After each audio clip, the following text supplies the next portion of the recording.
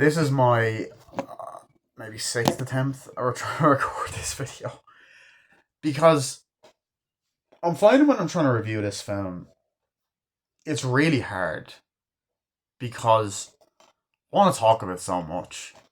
It's hard to put into words how great this movie is, how much I love it. Um, like the impact it had, like the characters, like the iconic characters that are in this film that were created, like Sidney Prescott, played by Nev Campbell, who was an amazing final girl of the 90s. And then Gail Weathers, who is a bitchy character who ends up getting great character development, played by Courtney Cox, who has great chemistry with Nev Campbell when they're against each other, angry at each other, and then when they eventually become friends. And David Arquette has great chemistry with Nev Campbell and with Courtney Cox, and all the chemistry that the characters have in this film is just perfect. Like the acting, the casting director, whatever, done a great job because the actors bounce off really well off each other. Um, I know I tried to review this film a few years ago. I never finished my review, and I don't want to just go back to that old review. I just want to. I'll leave it up. Um, it's kind of like how I'm gonna bring up a video game YouTube. It's kind of like how Nintendo Capri Sun had an old Mario 3 Let's Play that he didn't finish, but he just went and started it again. But he kept the old one up. Um, yeah, this movie just changed the horror genre. Like this movie had such a huge impact on the horror genre. It was getting old. It was getting stale, and it ended up being a meta commentary on the slasher genre, and which was also getting old and stale, and essentially ended up kind of being meta, saying, "Oh, look, pointing out how to survive a horror film. It's like, oh, if you were in a horror movie, this you die if you do it. If you do this, you would die. If you do this right now, you would die. If you do it, that kind of thing. Like, you should never say, 'I'll be right back.' Like all that kind of stuff is because, is pointed out in this film. It's like, no, don't say that because you'll die. And when they know that there is a serial killer on the loose, you have Randy say, look, no, there's certain rules you have to do to not survive a horror film. You can't have sex. You can't fucking, say I'll be right back because you won't be back. You know, and I like that it pays tribute and love to the horror genre. It references so many fucking horror films: Nightmare on Elm Street, Friday the 13th, Texas Chainsaw Massacre, Hellraiser, The Town That Dreaded Sundown, The Howling, um, The Exorcist, Silence of the Lambs, Psycho, Carrie, like so many, and it's also really well acted. It's well acted by everybody. It's even the kind of not so great acting works for the tone and the campiness of the film. It manages to balance drama, horror, comedy, and campiness really fucking well because it's so well written and it's so well directed and edited. The horror scenes, the chase scenes, you know, scenes are just edited so smoothly together, and there's a great visual look of that the film has, and the direction, the way the camera moves and stuff. And Wes Craven did a great job directing, and Kevin Williamson did a great job writing. So, Scream, okay, came out in the year 1996, written by Kevin Williamson, directed by Wes Craven, starring Nev Campbell, Courtney Cox, David Arquette, fucking Drew Barrymore, Skeet Ulrich, Matthew Lillard, Rose McGowan, Henry Winkler. Wes Craven has a cameo in there. Roger L. Jackson, the voice of Ghostface, in this. Um, Unfortunately, it is also produced by the fucking Weinstein brothers, but fuck them. Fucking pieces of shit. They can rot. Um, and yeah, this Scream. Let's do it. Let's fucking do it.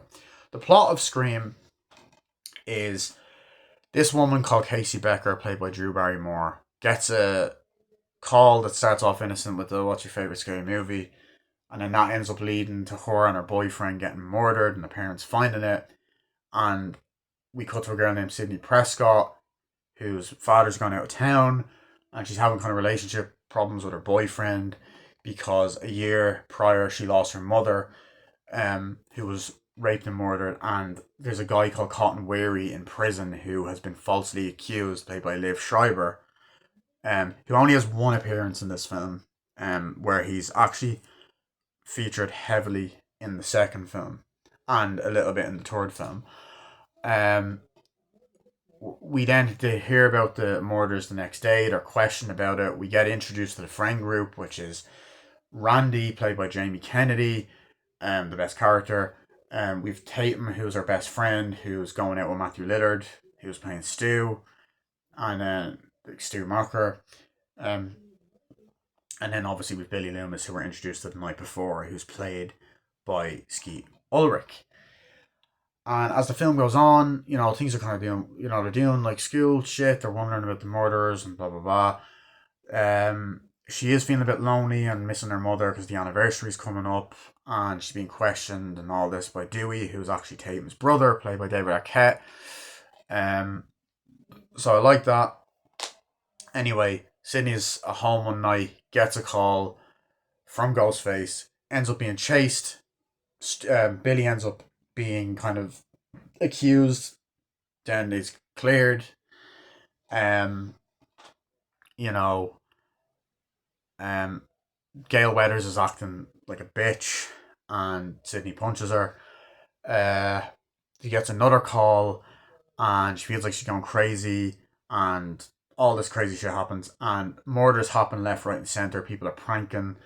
Eventually, because of what's happening, a murder happens, and because of what's happening, schools close down, leading to a party at Stu's house.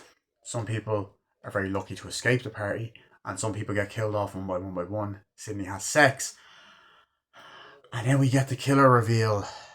And meanwhile, Gail Weathers and Deputy Dewey, start become friendly with each other. She kind of develops as a character. They start a relationship, and yeah, the movie's great. The movie's great. There's so many scenes in this film I love.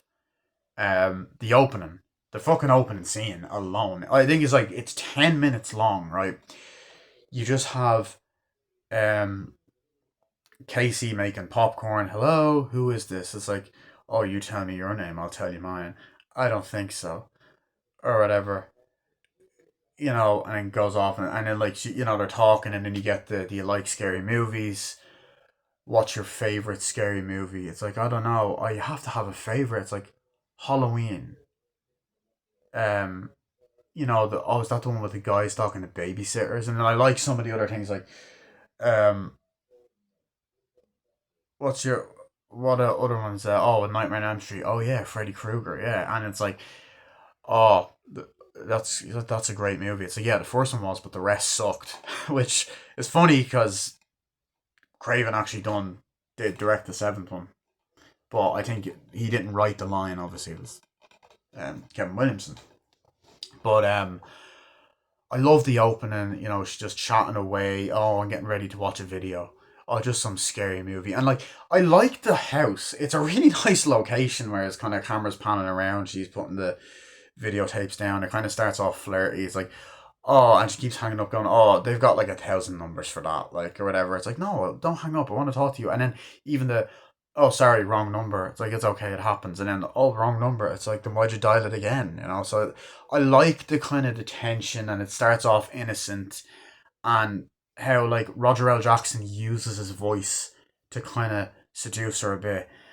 And then he goes, why? It's like, what's your name? I don't want to tell you. And I was like, oh, what's your name? It's like, why do you want to know my name? Because I want to know who I'm looking at, or whatever. And she's just kind of wandering around her. It's like, oh, I got to hang up now. And then she keeps kind of doing like, look, please don't. And the phone keeps ringing, and she keeps picking it up.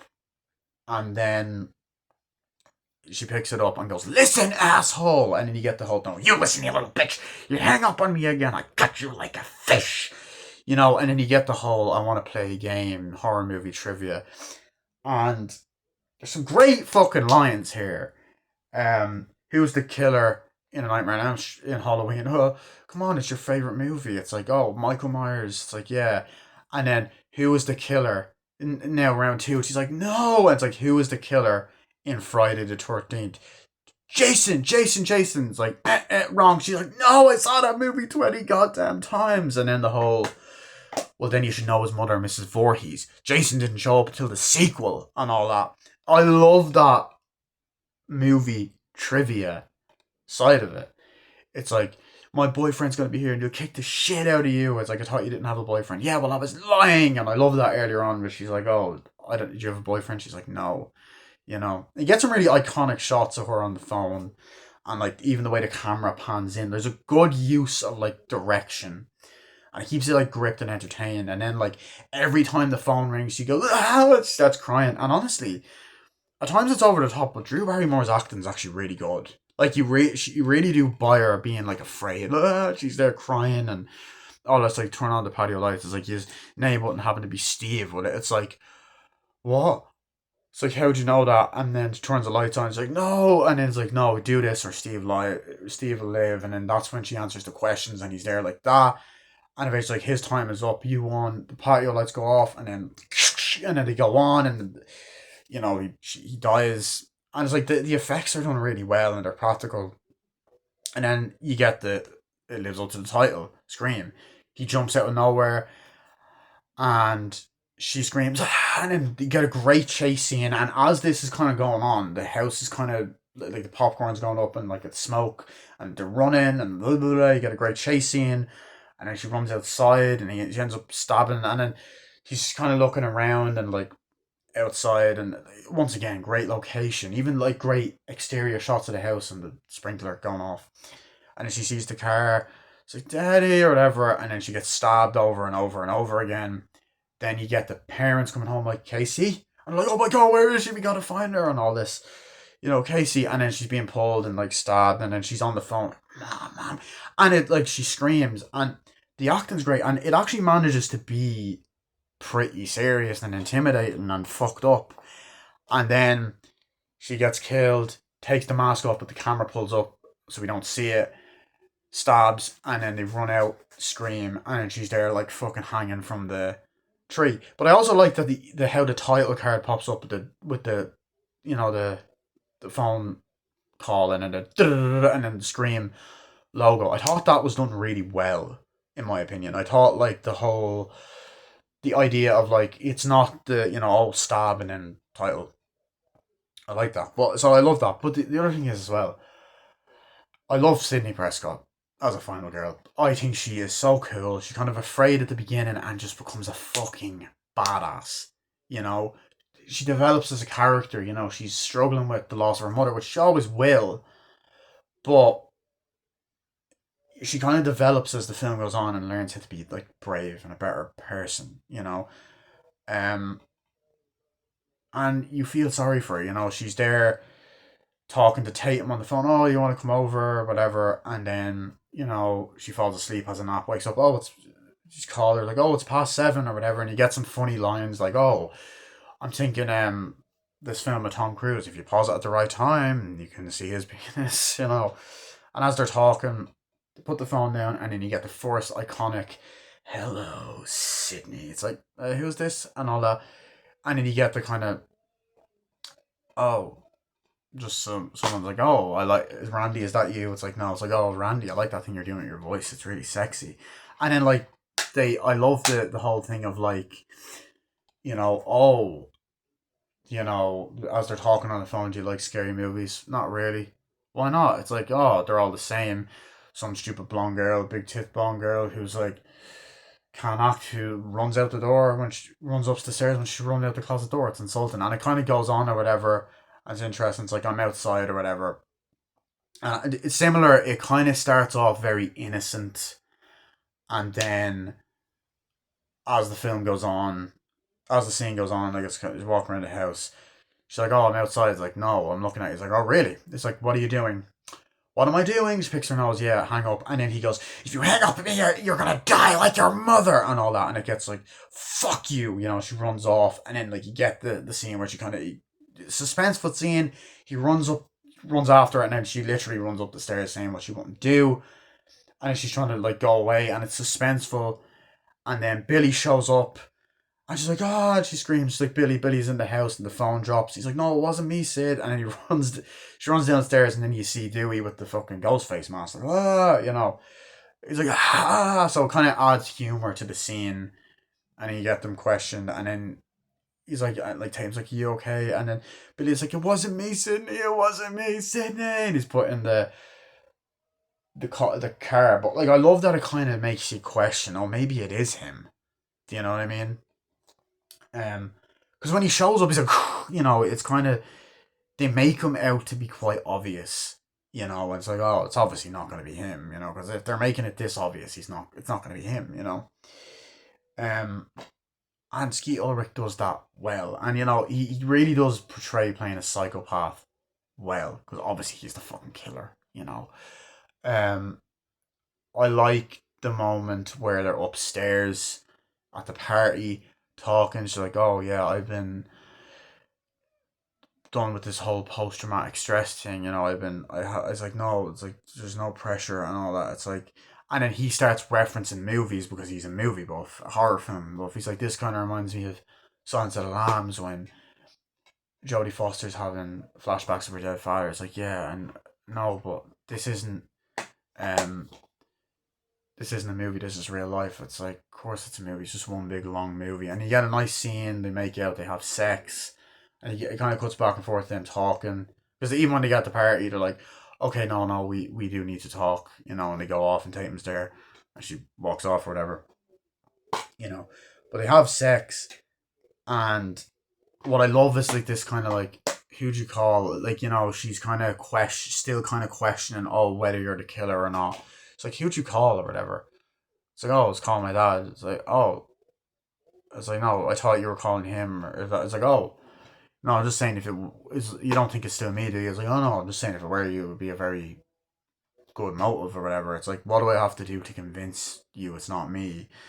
And then like she's kind of going, no, you called your dad, you call him, and then you're kind of thinking that moment, fuck, it could be him. It's like, no, I call my dad. It's like, no, well, I originally called this person, and it's like, what do I have to do to prove that it's not me? And she goes, oh my god. And he's like, what? I just go, oh my god, Billy. And he gets fucking stabbed over and over, and she screams. It's like, Sydney falls off. She runs out. You kind of get another chase scene. And I love, like, he kind of runs around the house. Like, in Stu Macher's house, it's fucking amazing. Like, it's an amazing set. Big ass mansion. Like, big ass hallway that leads into another room. They're just fucking, she closing the door. So I like that. It's it's intense. It's enjoyable. Um, you know what I mean? Like, she's a great lead. She doesn't take shit from people. She's questioning at the police station. Dewey's like, oh, we'll try to figure it out. I don't think it's him, and it's going to be okay, Sydney. And all that. It's like, she's staying at our house tonight, doofus, like that. I like even, like, the dynamics between Tatum and Dewey as well. I think that was really funny and entertaining, where it's like, she's staying in our house tonight, doofus. It's like, what do I have to say when I wear this badge? You treat me like a man of law. It's just the way he says it. It's like, yeah, it's like, these kind of questions, like, and it's like, oh, we're not going to know who it is until the morning. And as they're walking out, Gail is like, oh, Sydney, come here, like, and just pressuring her. And Courtney Cox plays being bitchy so well. You kind of love to hate her, but like she's another character that develops so well. She's a bitch, but she's kind of like the Stifler character, where she's kind of a likable bitch, but there's a lot more humanity and layers to her, and she does become better as the film goes on, which is something that I do love Scream 2, but it's something that Scream 2 kind of, I think, go back on a bit, and even Scream 6 kind of goes back on it a little bit as well. But anyway, she has this thing where she's like, they're talking, it's like, oh, the murder, and they're just kind of talking a while. It's like, oh, how's the book? Oh, it's good, it'll be out next summer. It's like, yeah, I'll make sure to get it. I'll send you a copy. And she fucking punches her in the face. And it's like goes, walks off and goes, come on. And like Dewey and I'll pull her away, and she goes, bitch, and she's just there like that. And then you get the really funny scene where they're in the bed, and it's like, bam, I'll send you a copy. Bitch went down. Bam.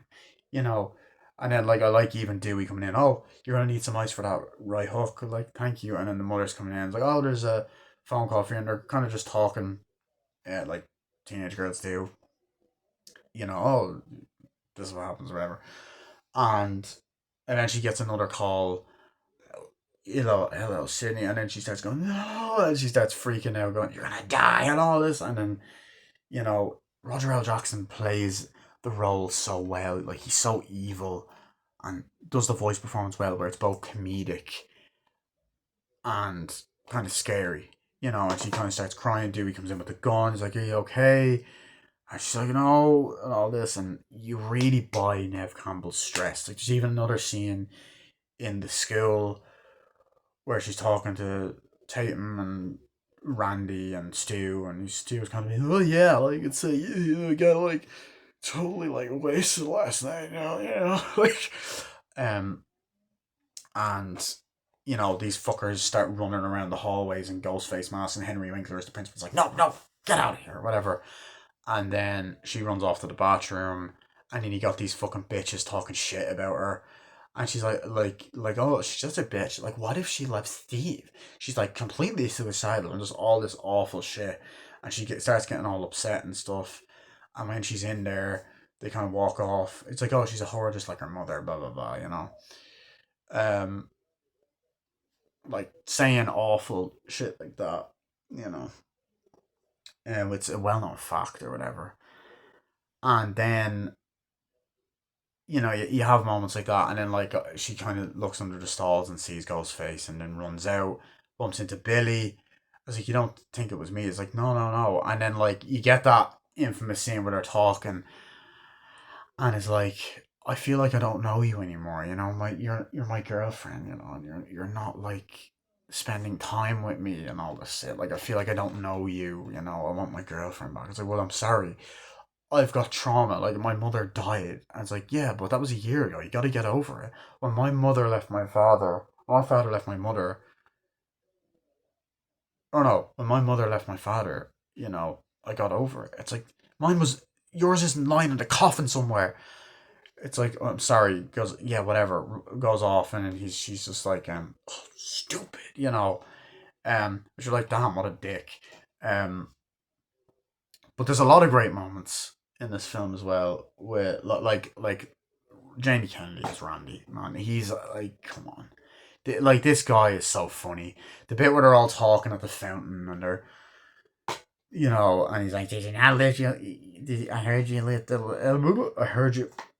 Did you not leave her liver in the mailbox? I'm sure you left her liver in the mailbox." And he's kind of like, "Oh, I thought you were fired from like the video store twice." He just has his funny moments, and I like even like Matthew Lillard's like, oh, I used to date her. It's like, but I dumped her. It's like, no, I thought you dumped her for me. And then they're like, oh, you might be the killer. No, no, Stu was with me last night. It's like, oh.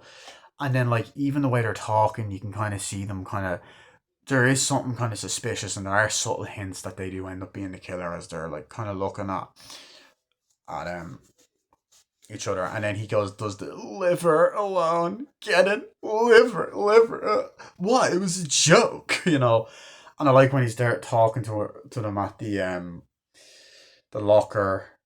Um, I like even when they're off for school and they're, oh, I'm having a party in my house, and like, yeah, no more of this shit. And she's kind of like lifting up um Tatum or whatever. Like I like the use of the extras in the scene when they're ready for the parties, and even like when she arrives to school and you see like you hear the amazing theme song, which the fucking score is great. And you got the news reporter, and you got like Courtney Cox, and you like it's kind of panning out. It's like, did you hear Steve and Casey were murdered last night? Like, oh my god, and all that, and you're kind of just introduced to the characters that way. Um, and you have the news reporters, and you're introduced to Courtney Cox and all that. And I do like even the next day at school when she kind of walks up to Courtney Cox and she goes, "Look, stay right there," and all that. It's like, look, I'm not here to fight. It's like, look, I want to catch this guy. You were murdered. Like, yeah, do you think Cotton Weary's innocent? It's like, no. It's like you might have. got, you're always talking about it. It's like, yeah, you might have framed an innocent man, so there's that. So I like that it also has that Sydney's not perfect either. It's like, um I know that she's had sex with your mother, but like I don't know if he brutally raped her or whatever. It's like, there's that. And then she's like, sorry I mangled your face, which I like that line. Um so yeah. But like Courtney Cox is funny, like when she's like, oh, there's another murder, Kenny.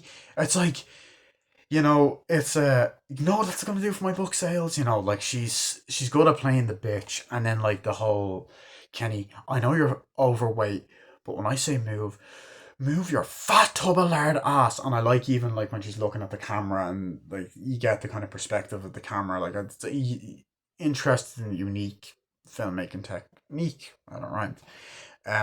I love the bit at the video store. They show Frankenstein on the TV. Um, I love that. And then like, oh, what's that movie with E.T.'s mom in it? The Howling down there. And then like him and Stu are having a conversation, and he's like, "Do you think Sydney would go out with me?" And he's like, "No, no, I don't." And like that's another thing, right? Stu and Randy are so fucking entertaining, especially when they're in scenes together as well. They're funny, you know. He's like, "How do I know you're not a killer? No, you might be the killer." And they're kind of at each other. It's like, "No, because you watch Prom Night," and it's like, this is what I'm saying. Everybody's a suspect, And then they're all kind of looking around like, what the hell. So I love that, and I love the whole scene with fucking, they're talking. It's like, oh, Billy Boy, he's definitely gonna do it. It's like, I want to, I want to get with Sydney, he wants to get with Sydney and all that. And then eventually Billy frightens him. And it's an effective jump scare. It's like, how do we know you're not the killer? You're absolutely right. I might not be. It's like, and like Stu and Billy are kind of there, and Stu's kind of laughing, and Billy is kind of like just, you know, looking at him, whatever. And Stu kind of has this kind of, he makes fun of people, but there is always something sinister with him. Like there's something very sinister about both of them. Like even the way they act weird and stuff. Um, but yeah, like getting into even some of the kills, I love Henry Winkler's death. I like the part where he's like, "Come on, it was just a joke. You were expelled, both of you." And he's there like, "I could slice you up. I could cut you up into little pieces." And then like even when he's like, "Get into my office," and all, and it cuts back to him, and he's kind of looking around, and he puts the mask on, and goes, "Ugh," and he's just looking around, and he walks outside, and goes, "Where are you, asshole?" It's like, "What did you say to me?" And you have a guy, a janitor. He's not you, Fred, and he's wearing the Freddy Krueger outfit, like the kind of green and red sweater, and it's played by Seth Rogen. Seth Rogen. Hey, it's like gotta invade your dreams. No, it's played by Wes Craven. And he's like, "Dick," whatever. It just Wes Craven says, "Oh, Dick," whatever. Um, and he does cameo in these movies as well. He cameos in the ones he directed. Well, obviously he didn't. He couldn't cameo in the other one, unfortunately. And the others because he unfortunately passed away. Um, and then Henry Winkler's grabbed and stabbed with scissors over and over again. Um, you know, but then you get a lot of great moments. Like I love when Sydney runs out, of the house, goes face after her, and she finds Tatum who's been killed, and then runs. It's like, "Oh God, Kenny," or whatever. He's like, "Come on, get in." They're in the news van, and then there's a delay, and she's like, "Randy, look out! Like, look out, kid!" And like at the party, and then fucking Ghostface is there about to stab or whatever, and it's like, oh goddamn 30-second delay, and then it's like, oh shit, it adds to the horror, and because they look out the um the van, and you just see there's no one there, and the music is effective, like it's like goddamn 30-second delay, and then um Ghostface comes and slits his fucking throat, and the effects are great during that scene, the practical blood, and you know it's brilliant. And then I like when Courtney Cox screams like, ah, or whatever, and is driving. I was like, "Get off my goddamn windshield!" And she crashes, knocks herself out. And like once again, you got two badass final girls in this. It also breaks the cliches and stuff like that. Um, But yeah, I'm trying to think what else. Um, you know, I love Dewey in this film. He's so lovable. It's also odd because this is actually not there's one aspect in these films that actually isn't present in this is Dewey's theme. Do new new new. That sounded like fucking Metallica. Do new new new. The way I said that, but anyway, um, it's not present in this film. It doesn't pop up until the second one, but it's great. I love moments where he's like flirting with Courtney Cox, like, oh, at the school, it's like, oh, you're great. It's like, oh, how old are you? You seem young to be a police officer. I'm 25, ma'am. And then they're flirting, and it's like, oh, you're a lot prettier in person. And then that's when the announcement goes, oh, school is closed for weeks, and then for till further notice or whatever because of the recent things. And then you get the school's out for summer, and they're getting ready for the party. Um, so I love all that. But I like that scene. And then he says, I'm 25. I was 24 for a whole year, and walks off. I'm like, what does that even mean? I watched that with my friend recently, like not on my latest rewatch. I rewatched it last night, and he was like, "What the hell does that even mean?" I'm like, "Yeah." But yeah, I love that, and then like it's acted well. There's like that's what I'm saying. The comedy is so well done. Like everything Randy fucking says. Did you not leave a liver in the mailbox? Because I heard you left the liver in the mailbox. And like the howling, three things down, and then like even at the party, he was like, "Who's for Halloween? Who's for Hellraiser? Yeah, we're gonna watch movies." And like even it's like, "Oh, what's she do?" And Tatum's like, "What's she doing here?" And you have Courtney Cox showing up with Dewey. He's like, "Hey, you're underage." I'm just kidding. Have a good time, And I even like during the day, like, oh, look at the town. It's like the town that dreaded sundown. And Dewey's like, oh yeah, I saw that movie. Saying that to Sydney. And it's good at building up things. I like when they're in the supermarket and they're getting stuff, and then you kind of see Ghostface, and then they're talking, and Tatum's even like, look, being honest with her. And I used to kind of think, oh, maybe Tatum's not that likable of a character. She's actually quite likable. She actually is a good friend to Sydney. She sticks up for her during certain moments. She also has there's the moment where she's like, yeah, I don't know though if Cotton Weary, like, that he had sex with your mother, but I don't know if he raped her. I mean, he might have falsely accused him. It's like, I don't know. It's like, I'm sorry. And she's like trying to comfort her, and it's like it's starting to sound like some Wes Carpenter flick or something. She says that line, which is meant to be like, "Oh, Wes Craven, John Carpenter." Um, and then I like even the moments where the cop is talking to Dewey. He's like, "You've done a great job, Dewey," or like, "Oh, you know." They're eating the ice cream and they're questioning Sydney, or did you know Casey Becker, or even little subtle kind of show don't tell moments where she's kind of Sydney's looking at the chair, like, oh, Casey used to sit next to me. Oh, she used to sit next to me in English, and they're saying that at the kind of fountain area. And she's like, oh, Stu was with me last night. That's what Tatum says, and then he's like, oh no, I dumped her. She goes, I thought you dumped her for me. It's like, oh yeah, I did, yeah, and all that. Um, it's like Stu was with me last night, that kind of thing. And then I even like the other moments, like when Billy climbs in Sydney's window and she screams or whatever. And he's like, that was a close call, when the father walks in and says that and goes, that was a close call and stuff. Um, with the teddy bear. But I also do like that they do create suspects. Like we also do see Sydney's mother kind of in like videos and stuff and news footage, and there's moments where like Sydney's watching the news and Gail Weathers is talking about it and she turns it off. And then there's even a moment where the next day after staying at Tatum's house, she's talking about it, and we see Cotton Weary played by Liv Schreiber. You know, which is interesting that he doesn't speak. He's in one scene, and then like he's actually such a big part of the second film. Um, yeah, so I love all that. It's also just a very fun movie as well. It's so fun. It's cheesy in the best possible way.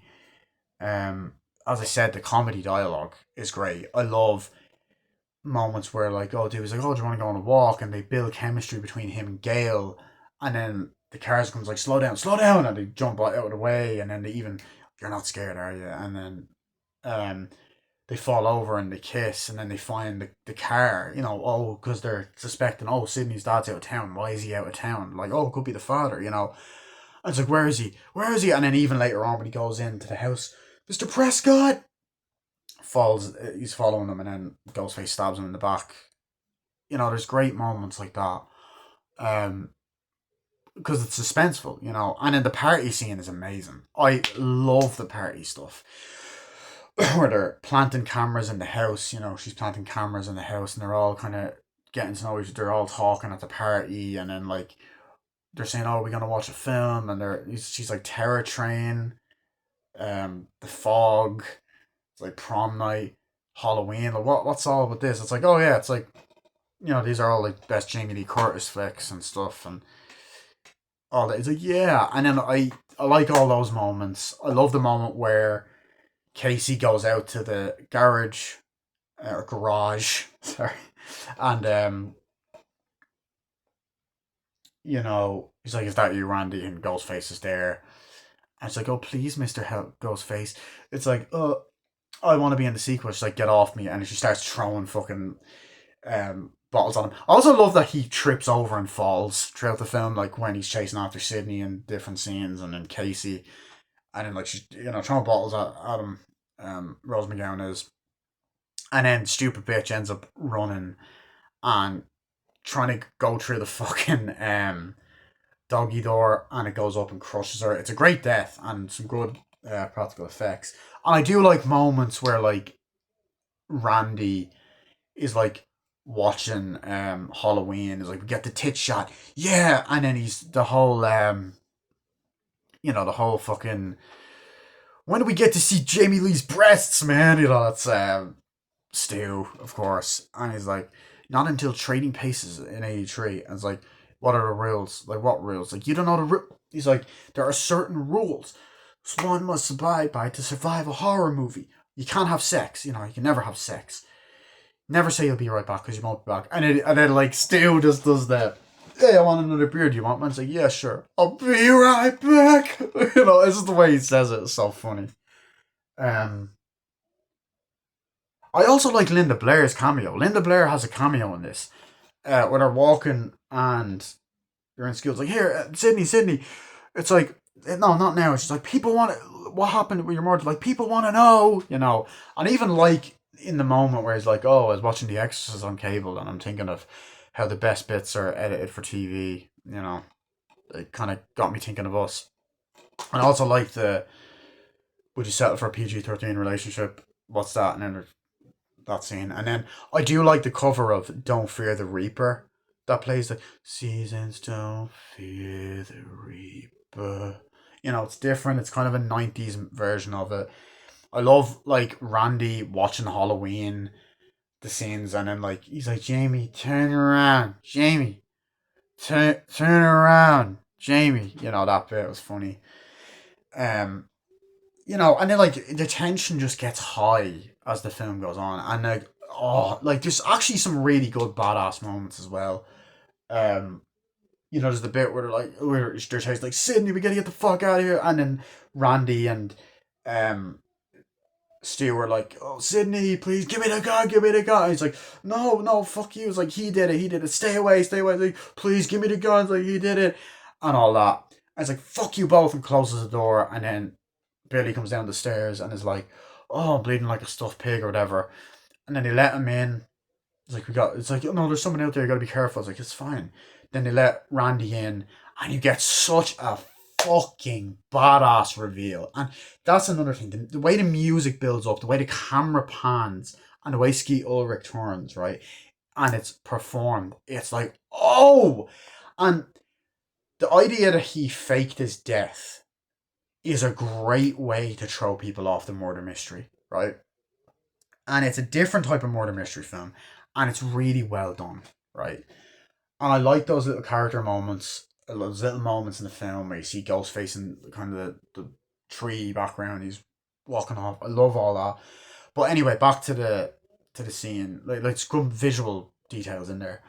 Um, you know, I like how I'm actually gonna get back to what I was talking about in a bit. I like how like when it's called and you're always this another Ghostface thing and it's like Randy, hello, it's like no. Oh my god, it's like they found the principal dead and they're like, oh my god, yeah! And like, let's go get his body. I was like, what? And they run off. And then it cuts to the van and he's just like, hello? And it's you see his mouth up close, it's whatever. But you know, I I just think the dialogue is so memorable. It's cheesy, it's funny, it's not afraid to be ridiculous, but and it works, man. And I also like the method of thinking that Drew Barrymore is going to be the lead and then killing her off in the first few minutes. It was actually very similar to another Wes Craven film, A Nightmare on Elm Street. Um, Although that was a little bit longer. It's like with Tina and Nightmare on Elm Street, we think she's going to be the lead, and then she's knocked off. So yeah, but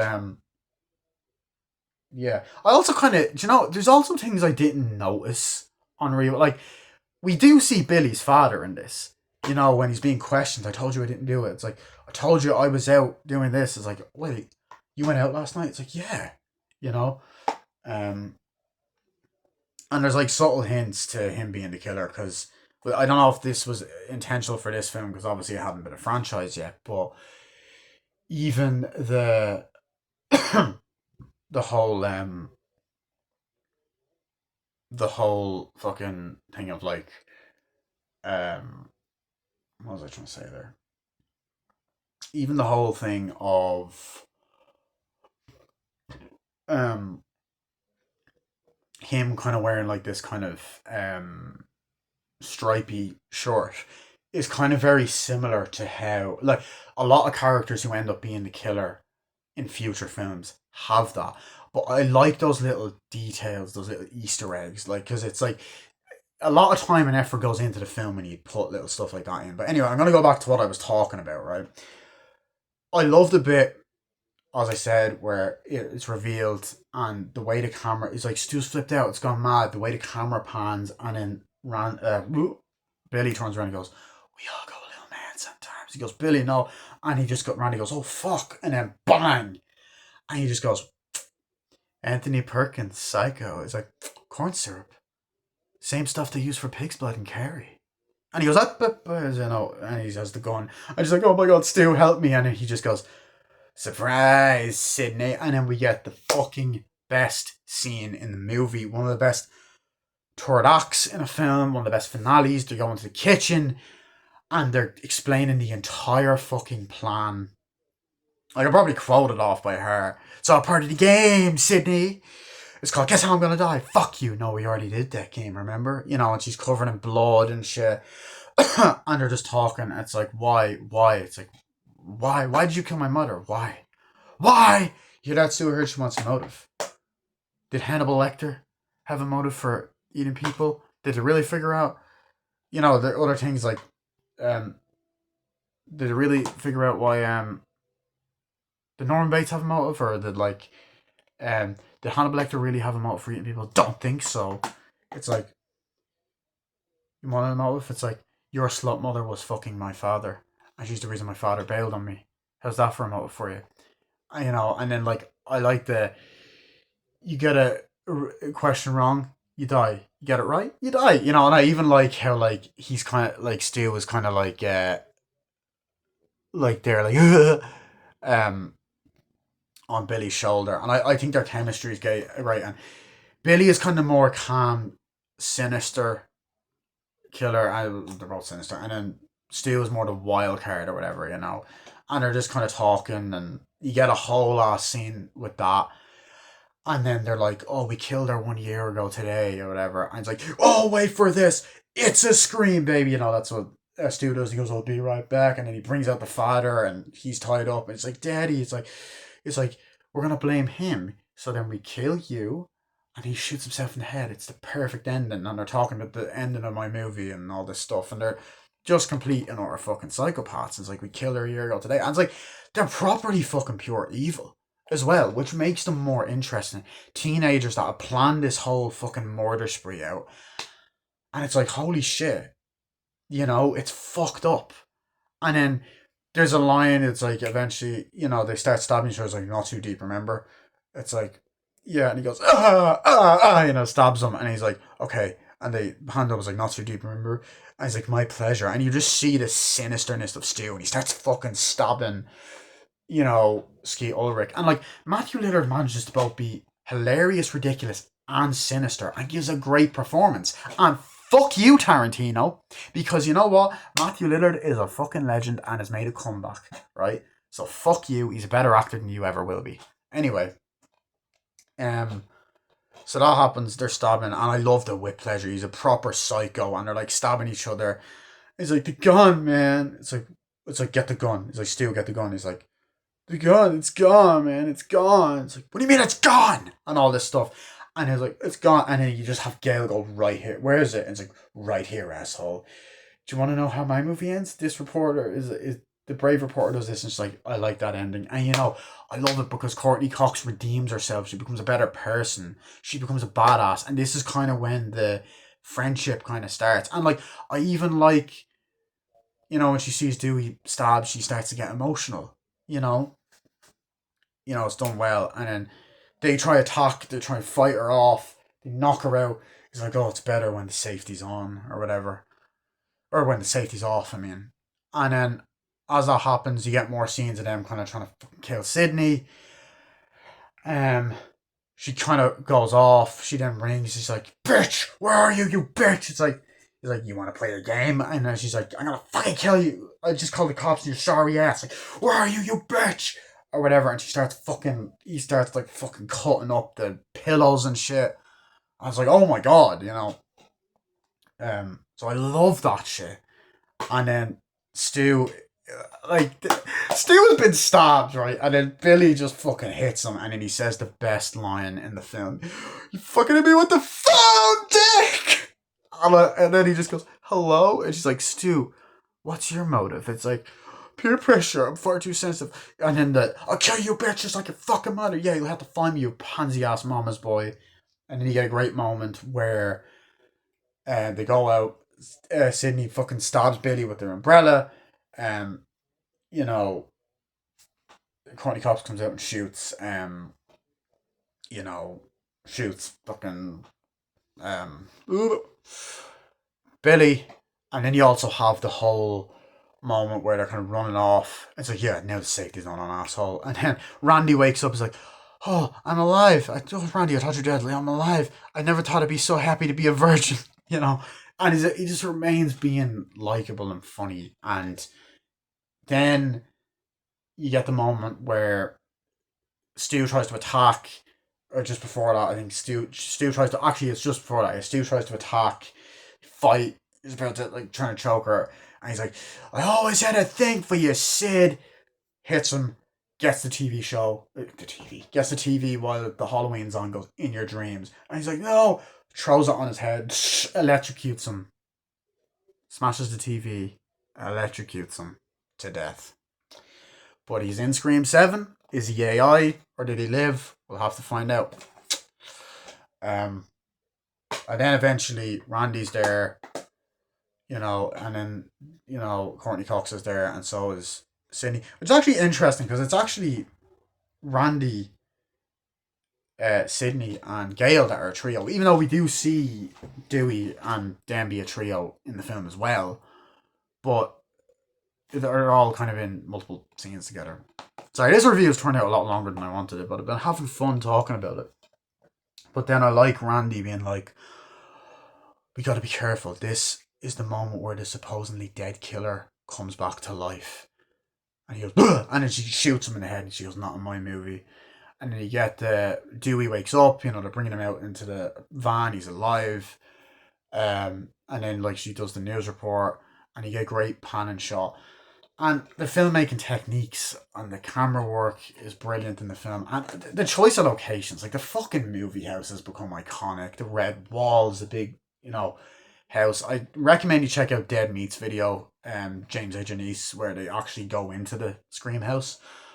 And like even Woodsboro in general, like the the town, the thing or whatever, like the atmosphere and the neighborhood. The score, like the and the original music, and then like the use of the song Red Right Hand, which plays twice in the film.